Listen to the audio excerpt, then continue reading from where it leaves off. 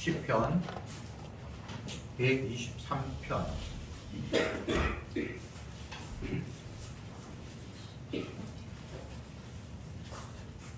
1절에 하늘에 계신 주여 내가 눈을 들어 주께 향하나이다. 조물이 그 산들의 손을 여정원이 그 주의 손을 바라보시 우리 눈이 여호와 우리 하나님을 바라보며 우리를 긍휼히 여기시기를 기다리나이다. 여호와여 우리를 긍휼히 여기시고 긍휼히 여기소서. 심한 멸시가 우리에게 넘치나이다. 평안한 자의 조소 평안한 자의 멸시가 우리 심령에 넘치나이다. 아멘. 계속해서 성전에 올라가는 노래를 살피고 있습니다. 이스라엘 백성은 제사 지내는 민족, 제사장 나라라고 주님께서 말씀해 주셨습니다. 세상의 나라는 왕의 나라입니다.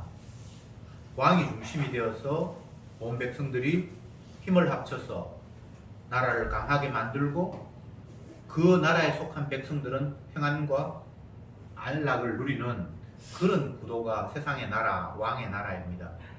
근데 이스라엘 제사장 나라는 왕이 통치를 잘하고 못하고 그런 걸 떠나서 하나님 앞에 제사 지내기 위해서 존재하는 나라가 제사장 나라입니다. 왕의 나라와 제사장의 나라를 잘 생각해보고 한번 비교해 봅시다. 세상 나라 왜 나라를 만들었습니까? 왜 지도자 왕을 세웠습니까? 왕을 위해서 세운 건 아니잖아요. 자기 생명을 지키고 보살피기 위해서 강하고 힘있고 능력 있는 사람을 왕으로 추대해서 나 좀 지켜줘, 나 행복하게 편하게 안락하게 살 수 있도록 네가 좀 힘써줘. 이게 세상 나라입니다. 그게 왕의 나라입니다. 그런데 제사장의 나라는 백성 잘 살기 위해서 유지하는 나라가 아니고 왕이 통치하는 나라도 아니고 하나님 앞에 제사 드림으로 말미암아 유지되는 나라가 제사장의 나라입니다. 제사 드린다는 것은 제물의 죽음이 수반되는 겁니다. 제사 드리면서 제물이 안 죽는 건 없습니다. 반드시 산 생명이 죽어 피 흘림으로 말미암아 제사가 성립이 되는 것이 제사의 원리입니다. 살아있는 것이 죽어야 합니다. 죽어있는 거 드리는 게 아니에요. 물론 곡식을 드리거나 술을 드리거나 이런 것들이 있습니다만 그것은 제물의 죽음과 동반해서 드려지는 거지 제물의 죽음 없이 곡식을 따로 드리거나 전제라고 해서 뭐 술이나 이런 것들이 따로 드려지는 건 아닙니다. 제물의 죽음과 함께 동반해서 곡식이 드려지고 소제 그리고 전제, 술 같은 것들이 같이 드려지는 제사는 있습니다만 제물의 죽음이 없는 제사는 없습니다. 지금 시편 120편부터 134편까지 계속해서 성전에 올라가는 노래라는 표제가 붙어 있습니다. 이스라엘은 제사 지내는 민족이다. 이스라엘은 제사장 나라다. 그렇기 때문에 성전은 너무나 중요한 겁니다. 제사는 아무 데서나 지내지는 게 아니에요. 하나님이 지정하신 곳, 성전, 더 구체적으로 이야기하면 하나님의 약속이 있는 곳, 언약궤가 있는 곳을 향해서 올라가고 그곳에서 하나님 앞에 제사 드리도록 제한되어 있습니다. 아무 데나 제사 드리는 게 아니에요. 그래서 성전에 올라가는 노래라는 것은 이스라엘 백성들의 정체성을 그들의 존재 이유를 설명하는 것이기도 합니다. 제사장 민족이니까 성전은 너무나 중요하고 그래서 성전에 올라가면서 하나님 앞에 노래했고 찬양했던 이 내용들은 이스라엘 백성들의 존재 이유를 설명하는 거라고 제가 말씀을 드리는 겁니다. 끝까지는 이제 다 이해가 되는 거죠? 그런데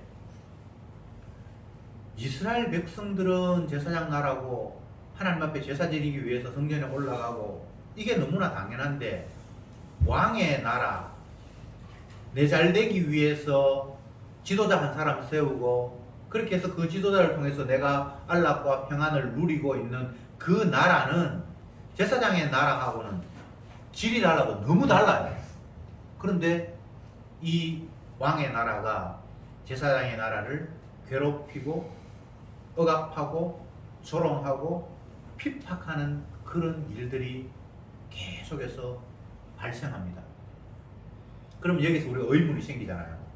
하나님이 세운 나라, 제사장 나라 이스라엘이 하나님을 알지 못하는 이방 나라, 왕의 나라에 의해서 핍박받고 조롱당하고 억압을 당하는 걸 왜 하나님은 두고만 보시는가? 당연히 그런 의문이 생기잖아요. 아이들 입장에서 내 아버지가 계시는데 옆집에 아이도 저 아버지가 계신다. 그런데 옆집 아버지가 우리 집을 괴롭힌다. 그럼 우리 아버지를 향해서 아버지 지금 뭐 하십니까? 이런 의문이 당연히 발생하잖아요. 이스라엘 백성들 가운데 하나님을 향해서 주님 왜 악인이 우리를 핍박하는 모습을 보고만 계십니까? 라고 원망하고 불평하는 내용이 구약 성경에는 엄청나게 많이 나와 있어요. 당연히 그런 질문이 돼야 되겠죠. 오늘 본문에서 보면 3절에 여호와여 우리를 긍휼히 여기시고 긍휼히 여기소서 심한 멸시가 우리에게 넘치나이다. 이렇게 돼 있죠. 지금 제사장 나라 이스라엘이 왕의 나라를 신봉하면서 살아가는 그들에 의해서 조롱, 멸시가 넘칩니다 라고 말하고 있습니다. 왜 이런 구도가 하나님에 의해서 용납되는 것일까요?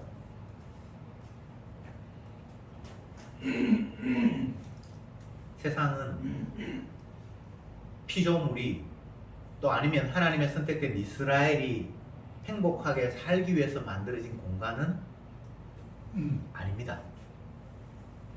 그러면 어떤 공간인가? 예수님이 주 되심을 드러내기 위해서 세상은 있습니다. 예수님이 주라는 사실을 드러내기 위해서 세상 전체는 제사장 나라가 아닌 왕의 나라는 자기 목적을 위해서 왕을 세우고 뭉치고 하는 그 모든 인간들의 행태, 그 삶의 양상은 잘못됐다라는 걸 보여주기 위해서 이스라엘은 그들로부터 핍박을 받아야 되는 거예요. 세상은 피조물들이 잘 살기 위한 환경으로 만들어진 게 아니고 인간은 얼마나 완악한가를 보여주면서 예수님만이 주라는 사실을 보여주기 위해서 세상이 펼쳐졌기 때문에 악한 자들이 자기 위해서 살아가는 자들이 하나님의 백성으로 살아가는 자들을 핍박하도록 하나님께서 장을 마련하신 거예요. 봐라 얼마나 악한지 인간들이 저렇게 못됐어. 그걸 보여주기 위해서 세상은 이렇게 운행이 되어 가는 거예요. 그럼 핍박받는 사람이 억울해야 할 이유는 없어요.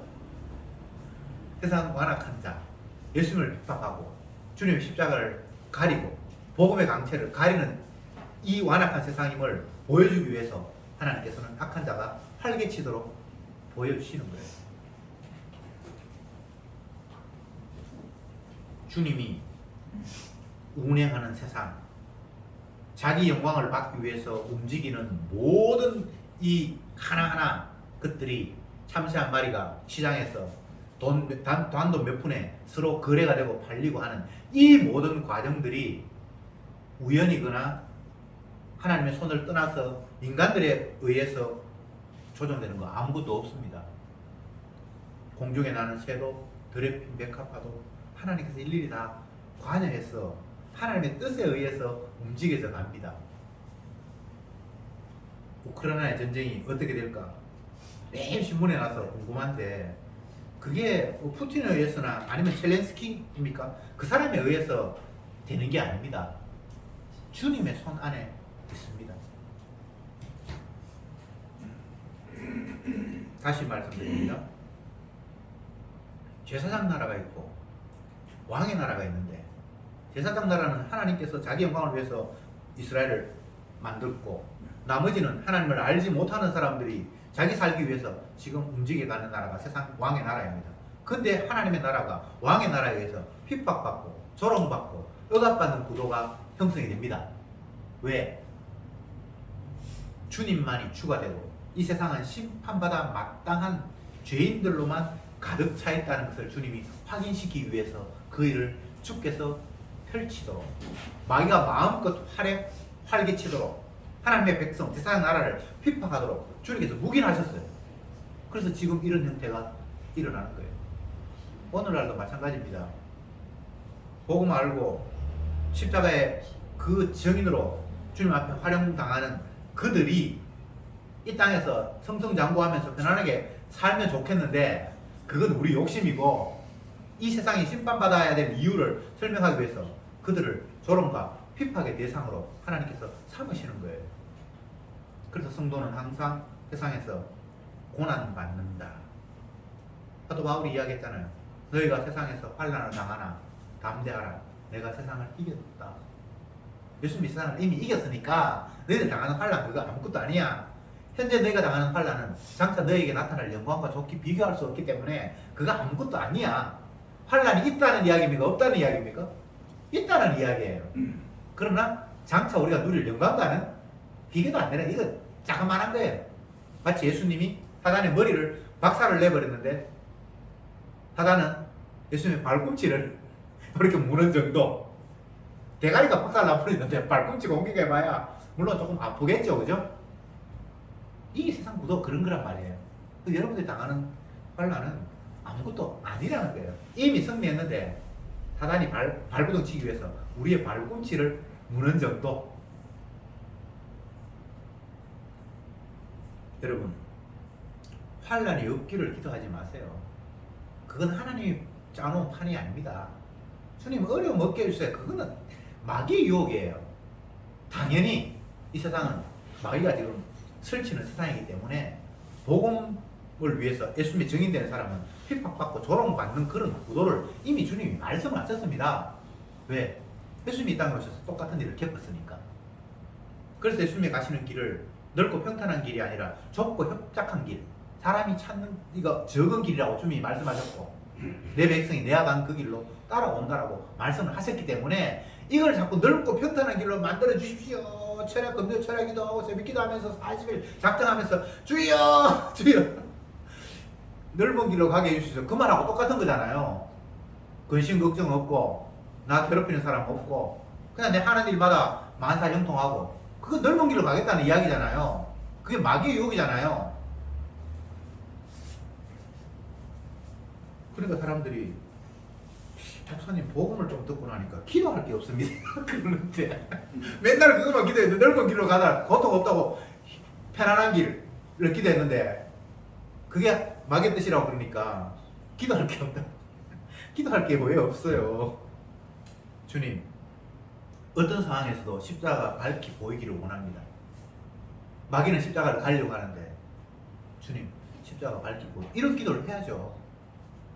내 죄인된 모습을 발견하고 이 죄인을 위해서 주님이 나는 의인을 부르는 것이 아니라 죄인을 부르러 왔다는 그 주님이 발견되게 하시고 그 깨달음이 순간순간 있게 해달라고 충분히 기도 제목이 있는데 옛날에 하던 그 기도 틀렸다 그러니까 이제 기도 안 해야 되는 것 같아 이렇게 생각하는 사람들이 있어요.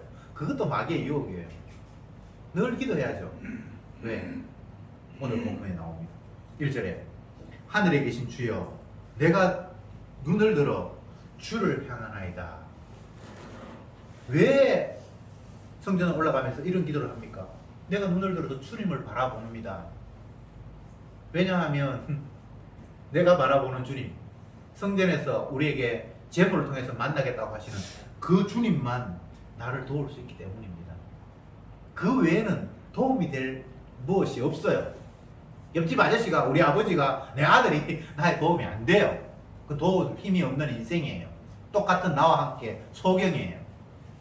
그래서 오로지 성전에 계시는 그 주님, 제물의 임시행을 통해서 우리와 만나겠다고 약속하신 그 주님만이 나의 도움이 되시기 때문에 그쪽을 향할 수밖에 없는 거잖아요. 이게 기도잖아요. 2절에 종의 눈이 그 상전의 손을 여종의 눈이 그 주모의 손을 바람같이 우리 눈이 여호와 우리 하나님을 바라며 우리를 긍휼히 여기시기를 기다리나이다. 정말 간절함이 독특하게 표현되어 있습니다. 종이 상전의 손을 쳐다보고 여종이 그 주모의 손을 바라보는 것처럼 내가 주님을 바라봅니다. 여기에 여종, 남종이 있는데 종은 자율권이 없잖아요. 하고 싶다고 해서 하고 하기 싫다고 해서 안 하고 그런 존재가 아니거든요. 여기에 성경에 나타난 종의 개념은 오늘날 노동자와 사용자 개념과는 전혀 다릅니다. 오늘날 노동자는 사용자와 계약을 해서 노동한 만큼에 대한 대가를 서로 지불하기를 약속하면서 서로의 거래관계가 형성이 되는데 여기서 종과 주인은 그런 게 아닙니다. 종은 자율권이 전혀 없어요. 주인의 그냥 소유예요. 아시겠습니까? 자꾸 사람들 오해를 하는데 종이라는 개념은 자율권이 전혀 없습니다. 내가 열심히 노동했으니까 이만큼 내놓으세요라고 할 수가 없어요. 주인이 주면 먹고 안 주면 못 먹는 거예요. 그런 종은 주인의 손만 쳐다보는 거예요. 주인의 지시만 따르는 거죠. 여종은 또 그 여주인의 손을 바라보는 것처럼 손을 바라본다는 것은 그의 명령이 어떤 것인지에만 나는 관심을 기울인다는 의미예요. 왜? 명령을 따라야 할 위치가 종이기 때문에. 종이 지 마음대로 눈을 다른 곳에 한눈을 팔 수가 없는 이유는 주인의 지시를 따르지 않으면 생명이 어떻게 될지도 모르는 그런 위치에 있기 때문에 오로지 살기 위해서 주인의 명령과 지시에만 관심을 기울이는 모습이 주인과 종의 관계고 종이 주인의 손을 쳐다본다는 이야기입니다. 이런 것처럼 나는 여호와 하나님의 모든 것들을 관심을 기울이면서 주님만 바라봅니다. 나를 불쌍히 여기십시오 라고 기도합니다. 참 이런 내용을 읽으면 참 인간이 이렇게 초라한가, 이 정도밖에 안 되는가, 내 신세가 너무 처량하다 이런 생각을 가질 수도 없잖아 있습니다. 그런데 이게 초라함이 아니라 엄청난 은총이고 사랑이에요. 주님을 주님으로 부를 수 있고 성전 앞에 나아가서 제사할 수 있는 것 자체가 엄청난 큰 은혜예요. 이방인들에게는 하나님이 제사라고 말한 적이 없습니다. 내가 너희를 만나주겠다고 약속한 적도 없습니다. 그렇죠? 그들은 애초부터 아니에요. 그런데 이스라엘에게는 하나님께서 약속을 주셨고 만나겠다라는 그런 엄청난 복을 그들에게 던진 거잖아요. 성전을 지으라고 하셨고 거기서 제사를 지내라고 했었고 제물이 피를 흘려 죽게 하셨고 그걸 통해서 내가 너를 만나겠고 네 허물을 사하고 네 죄를 가리겠다라는 약속을 주셨잖아요. 그러니까 그 앞에 나아가서 그 주님을 바라는 것,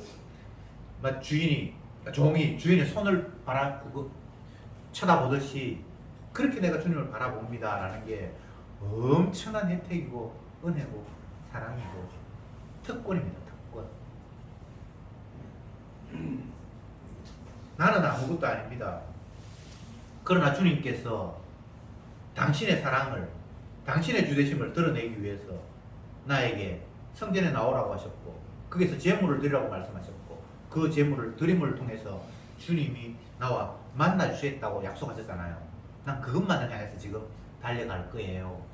성전에 올라가면서 그 고백을 하고 있는 겁니다.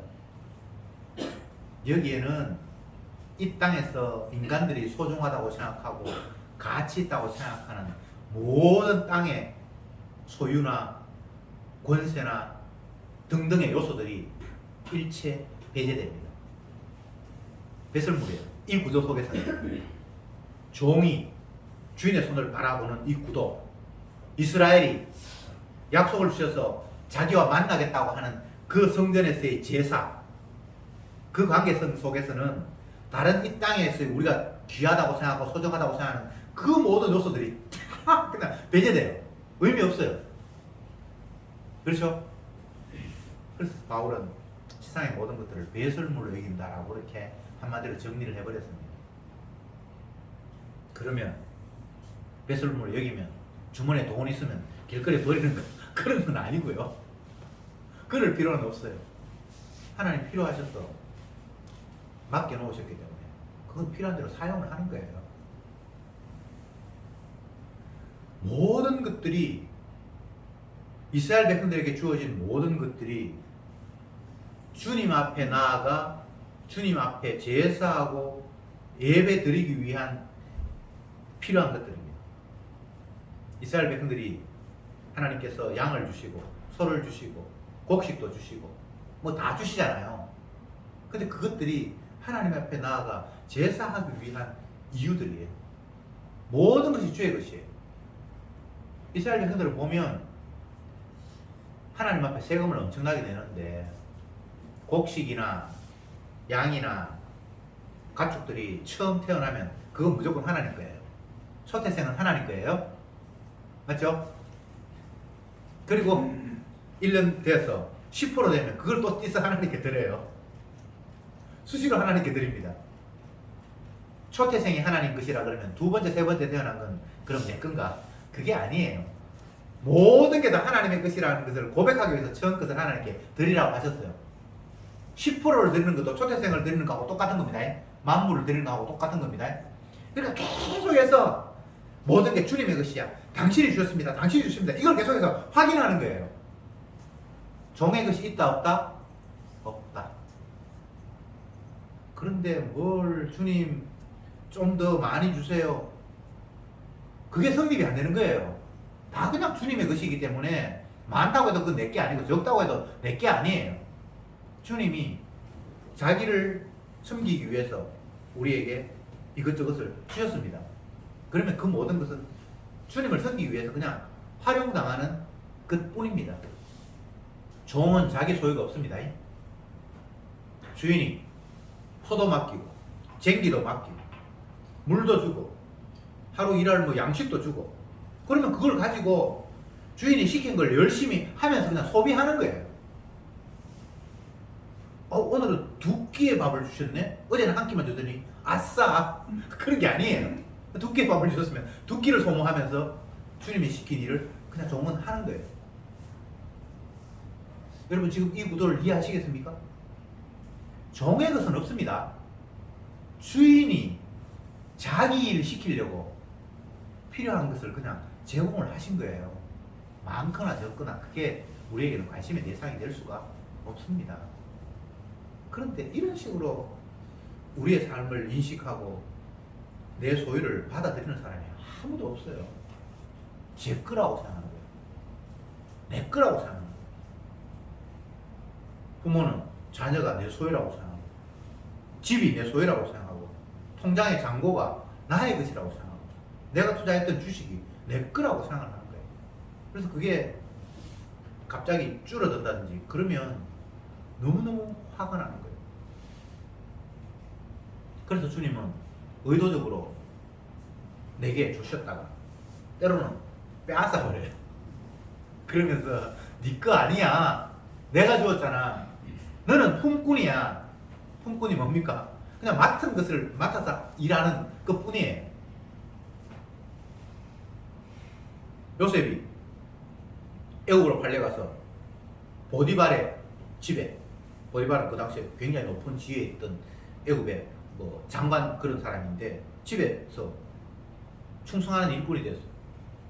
그러니까 그 주인이 너무나 성실하게 일하니까 자기 집에 있는 모든 것들을 다 그 종에게, 요셉에게 맡겼다 그렇게 이야기하잖아요.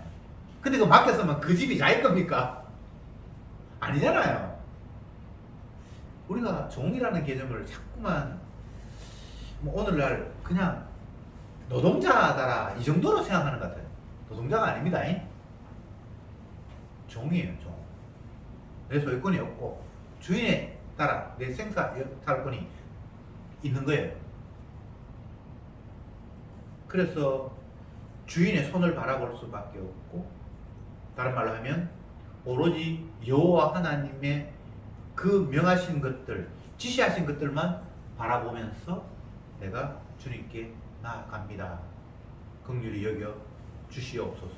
주님의 긍휼만 기다리겠습니다. 라고 이야기를 하고 있습니다. 3절에 여호와여 우리를 긍휼히 여기시고 긍휼히 여기시고 심한 멸시가 우리에게 넘치나이다. 열심히 주님의 일을 하고 종으로서 주인께서 시키신 일을 하며 주인의 손을 바라보면서 나아가는데도 불구하고 멸시와 조롱이 내게 찾아옵니다. 지시를 안 따라서 어려움 당하는 게 아니고 지시를 따르는데도 불구하고 이런 일이 있습니다 라고 이야기하는 거예요. 신앙생활 잘못해서 고난받는 것도 아니고 잘하고 있는 것 같은데 여전히 성도에게는 고난이 와요. 왜? 우리를 위해서 만든 세상이 아니라 주님의 주되심을 드러내고 세상이 얼마나 완악한 것인가를 보여줘야 하기 때문에 이런 일이 반드시 일어나는 겁니다.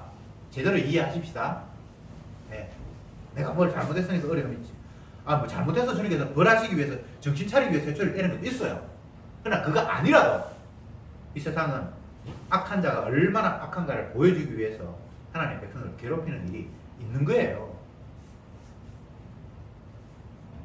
이 부분을 이해하기 위해서 구약에 나타난 한 역사들을 제가 잠깐 거론하겠습니다. 히스기야 왕 때에, 히스기야 왕 시대는 북쪽 이스라엘은 거의 앗수르에게 집어삼키기 직전에 있는 상황이고, 이 남쪽 유다마저도 그들에게 공격을 당하는, 그래서 공격을 해와서 예루살렘 성을 포위를 했습니다.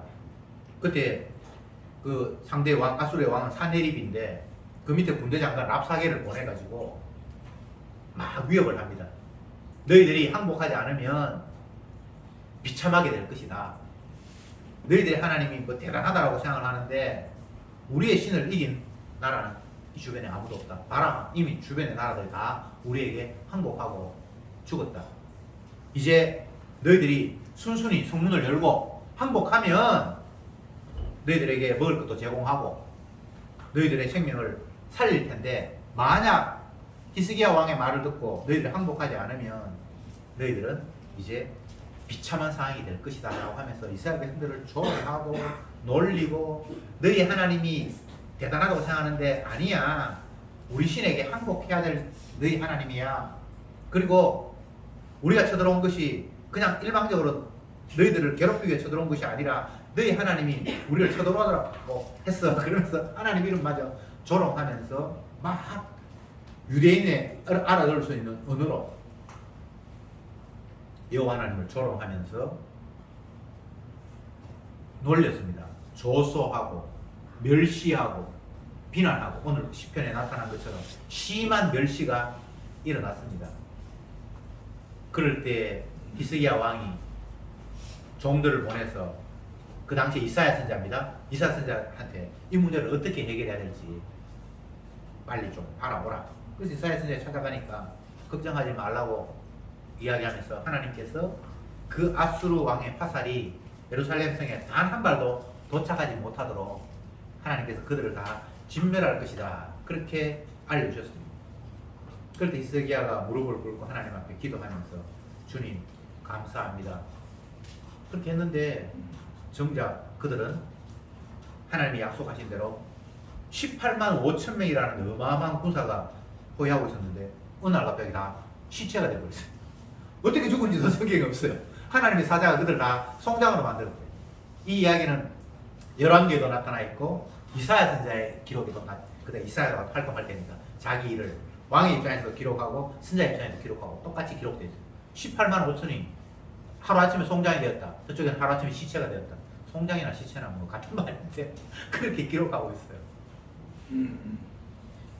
결과는 그렇게 됐습니다만 그 과정에서 이방 왕이 찾아와서 이스라엘 백성들이 알아들은 언어로 여호와 하나님을 조롱하고 예루살렘 성을 포위하는데 그들이 막을 힘도 없고, 그렇게 했을 때 얼마나 비참했겠어요. 오늘 본문에 나타난 것처럼 주여 심한 멸시가 우리에게 넘치나이다. 그런 말이 충분히 이해가 되겠죠. 왜 이런 일들을 주님께서 일으키셨는가를 생각해 보아야 하는데, 자꾸 사람들은 나는 어려움 당하면 안 돼, 나는 누구에게 멸시당하면 안 돼, 조롱당하면 안 돼라는 이런 생각을 가지고 있어요. 멸시 안 당해야 될 이유가 있나요? 여러분들이 조롱 안 당해야 될 이유가 있나요? 그냥 내가 싫으니까 그걸 피하는 것 외에는 이유가 없잖아요. 내가 가난하지 않아야 될 이유가 있나요? 내가 고생하지 말아야 할 이유가 있나요? 이유 있으면 저한테 좀 설명을 해주십시오. 피조물은 그런 이유가 없습니다. 창조주 하나님의 영광을 위해서 어떤 사람은 좋은 게 하기도 하시고, 어떤 사람은 비천하기도 하시고, 어떤 사람은 부하기도 하시고, 어떤 사람은 가난하기도 하시고, 어떤 사람은 병들기도 하시고, 어떤 사람은 건강하게 하시고, 어떤 사람은 오래 살게 하시고, 어떤 사람은 일찍 죽게 하시고, 하나님이 하시는 일을 위해서 그냥 피조물들은 있을 뿐입니다. 저와 여러분들은 토기장이 손에 들려있는 지널기예요. 성경의 이야기가, 하나님의 이야기가 우리는 창조자 하나님의 손에 들려있는 그 피조물이에요. 그분이 흙을 가지고 이렇게도 빚고 저렇게도 빚고 해서 우리는 그렇게 빚어지는 거예요. 하나님이 말씀하시는 인간, 주님께서 말씀하시는 나가 어떤 존재인지를 알아야지 자꾸 인간들이 이 인간을 규정하는 것에 자꾸 우리는 끌려가요. 인간은 뭐 만물의 영장입니다, 존귀한 자입니다. 그건 성경의 이야기가 아니고 우리를 만드신 분의 이야기가 아니에요. 어리석은 인간들의 이야기예요.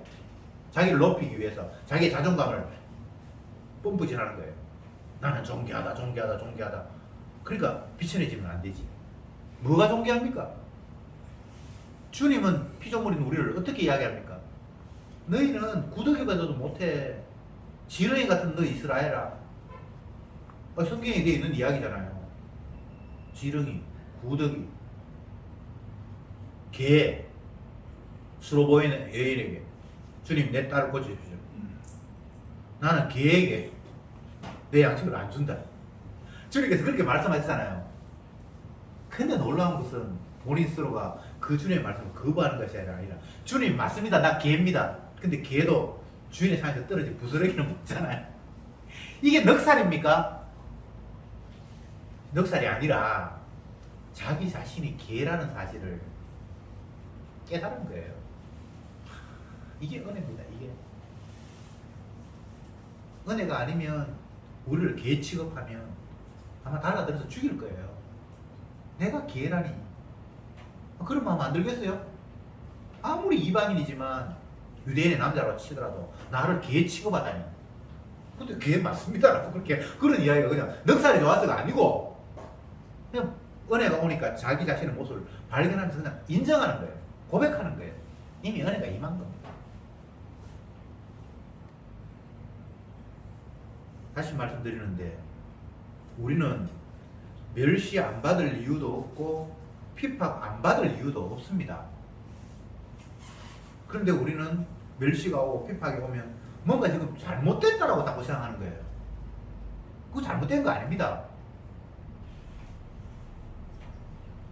러시아에서 우크라이나에서 전쟁이 일어나고, 뭐 코로나가 바이러스가 일어나고, 또 뭐 등등등등 전세 사기가 일어나고, 세상에 별별 일이 다 우리 주변에서 일어나고 있는데, 우리는 나를 불편하게 하는 요소가 있으면 저거 왜 저러지? 그게 비정상이라고 자꾸 거부하고 싶잖아요. 왜 그게 비정상이죠? 그러면 전염병이 없으면 그게 정상입니까? 그런 기준이 어디에서 마련된 기준이죠?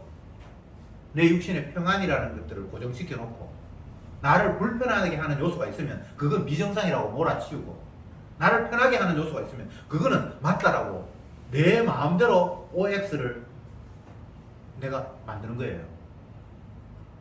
그거 종의 자세 아닙니다. 쥐가 주인이 됐다고 착각하고 있는 거예요.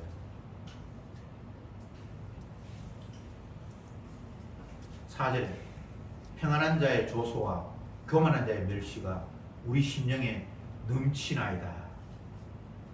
정말 이게 무서운 이야기죠. 인간의 힘으로는 이 조소를 넘치는 그 멸시를 어떻게 할 수가 없습니다 라고 주님 앞에 성전에 올라가면서 다 고백하는 거예요. 이거는 해결해 달라는 이야기가 아니에요. 내 처지가 이렇네요 라고 주님 앞에 인정하고 고백하는 겁니다. 근데 긍휼히 여기달라고 이야기하는데 주님이 긍휼히 여기시면 긍휼히 임하는 거고 긍휼히 여기지 않으면 어쩔 수가 없는 거예요. 그러나 중요한 것은 이 모든 문제가 성전에 계신 여호와 하나님께 달려 있기 때문에 내가 주님 앞에 나아가서 이 문제를 지금 이야기합니다라는 거예요. 이게 중요한 거예요. 모든 문제가 여호와께 달려 있어요. 그걸 깨닫는 게 너무나 중요한 거예요. 해결해 주시고 안 해결해 주시고 그게 중요한 게 아니고 모든 게 주님 앞에 달려 있잖아요. 나는 어찌할 수 없습니다. 당신만이 모든 문제의 주인이잖아요 라고 고백하는 거예요. 이걸 잘못 이해하면 이런 어려움이 있으니까 성전에 계신 주님 앞에 기도하면 어려운 거 해결해 준다 이런 식으로 받아들이면 안 됩니다. 히스기야는 하나님 앞에 사내립이 쳐들어와서 이스라엘 조롱하고 18만 5천여 명이 예루살렘을 성을 포위하고 해서 이스라엘의 힘으로는 어찌할 수 없는데 주님께서 그 18만 5천을 하루아침에 송장으로 만들었습니다. 이거는 히스기야가 하나님 저 악한 무리들을 이겨주십시오 기도해서 된 결과가 아닙니다. 하나님이 하시는 일을 위해서 주님이 그냥 이런 결과를 주신 거예요. 안 되는 경우도 얼마든지 있습니다. 스데반이 예수님의 십자가의 의미를 이스라엘 백성들에게 열심히 전도했잖아요. 우리가 예수님을 십자가에 못 박아 죽였다. 우리는 천하의 죄인이다. 복음을 전하는데 왜 복음을 이해하지 못한 사람한테 돌 맞아 죽어야 됩니까? 우리 생각에 하나님께서 그들을 회개시켜서 어려운 가운데 건져주시고 그건 우리들의 시나리오예요. 죽을 수도 있고 하나님이 건져줄 수도 있고 주님이 하시는 일을 위해서 주님은 자유롭게 일하시는 분입니다. 여기 오늘 시편 123편에서 성전에 올라가면서 성도가 기도합니다. 내가 종이 주인의 손을 바라보고 여종이 주모의 손을 바라보듯이 나는 주님만 바라봅니다. 나는 심한 핍박과 조롱을 당합니다. 주여 긍휼히 여기십시오라는 말이 내가 힘드니까 주님 이 힘든 거 해결해 주십시오라는 식으로 이해하면 안 됩니다. 모든 것이 주님의 손에 달려 있음을 나는 인정할 수밖에 없습니다라는 그 엄청난 안목이 여기에 담겨 있는 거예요. 저와 여러분들이 이런 안목으로 이 시간에 사는 거죠. 그게 은혜라는 겁니다. 긍휼히 여기시는 분도 주님, 핍박으로 조롱받게 하시는 분도 주님, 모든 것이 주님의 손에 달려 있음을 나는 인정할 수밖에 없습니다. 나는 주님 외에 다른 것에 기대를 걸 수 없는 주님의 종입니다 라고 성전에 올라가면서 부르짖고 있는 거예요. 얼마나 놀라운 신앙입니까? 해결해 주십시오가 아닙니다. 내 조롱 없게 해주십시오, 내 핍박 없게 해주십시오가 아닙니다. 주님 손에 달린 거나 인정할게요. 주님의 손에 달려있다. 이게 또 얼마나 감사한 일입니까? 흥하게도 하시고 서하게도 하시고 도하게도 하시고 비난하게도 하시고 웃게도 하시고 울게도 하시고 모든 게 주님에 달려있습니다. 내 좋은 대로 해결해 주십시오가 아니라 주님 뜻 이루는 일에 나를 풍부에 처하게 하고 빈곤에 처하게 하고 주님 마음대로 하셔야죠. 나는 어떤 상황에서도 주님만 노래하고 주님만 의지하겠습니다. 성도는 오로지 주님을 바라볼 수밖에 없는 존재입니다. 왜? 주님에 의해서 모든 것들이 다 이루어지기 때문에. 주인이 따로 계시는데 모든 것들을 조정하시고 운행하시는 분이 따로 계시는데 다른 곳에 신경을 쓰면서 살아가는 것 자체가 어리석음이잖아요. 그렇죠, 그죠? 네. 저와 여러분들은 십자가에 못 박히신 그 주님만 바라보도록 주께서 우리를 이끄십니다. 왜? 거기에서 모든 것들이 다 결정되었기 때문입니다. 십자가 외에 다른 것에 의해서 결정되는 게 없습니다. 그 십자가는 우리를 살인자로 규정하는 십자가입니다. 그리고 또 한 걸음 더 나아가서 우리가 받아야 될 저주를 예수님이 대신 받음으로 말미암아 우리를 저주에서 해방시킨 것이 또한 십자가입니다. 그래서 성도는 그 십자가 말고 다른 것에 눈을 향할 수가 없는 그런 존재라는 사실을 구약의 시편 기자를 통해서 우리에게 다시 한번 일깨워주고 있습니다. 기도합시다. 주님, 오늘 이 시간 시편 기자의 고백을 통해서 다시 한번 우리의 마음을 들여다봅니다. 우리는 주님을 바라는 것이 아니라 세상을 두리번거리면서 내 불편한 요소들을 해소할 것이 이 땅에 무엇이 있을까를 날마다 공부하며 그것을 향해서 달려갑니다.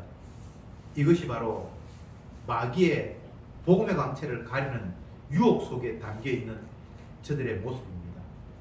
주여, 내가 평안하든 고통받든 환영받든 멸시받든 그것이 중요한 것이 아니라 세상에서 일어나는 모든 일들이 여호와의 손에 달려있다라는 사실을 깨닫게 하시고 주님만 바라보며 그 십자가에서 일어나는 모든 일들을 통해서 오로지 주님의 사랑과 당신의 능력만을 찬송할 수 있는 저들이 되게 하옵소서. 예수님의 이름으로 기도드리옵나이다. 아멘.